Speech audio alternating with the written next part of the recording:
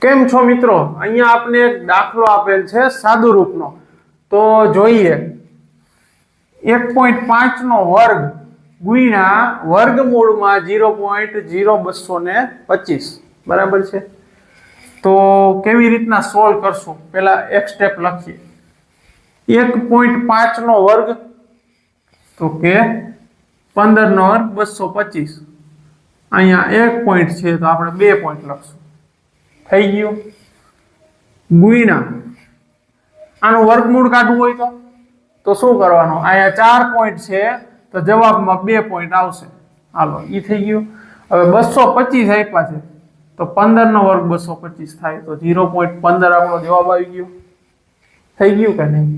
હવે શું કરશું આપણે? તો કે આ બંનેનું સિમ્પલી સાદું રૂપ આપવાનું કીધું છે। તો કેવી રીતના આપશું? તો પહેલા કાયદેસર લખીએ।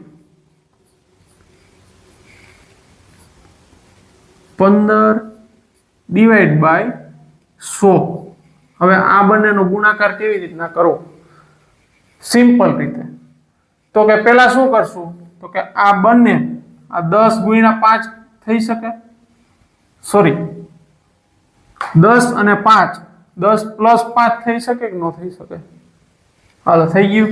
225 ઇન્ટુ 10 22 50 અને આ 5 છે એટલે 10 નું અડધું છે તો અહીંયા અડધું લખશું 1125। મારો ટોટલ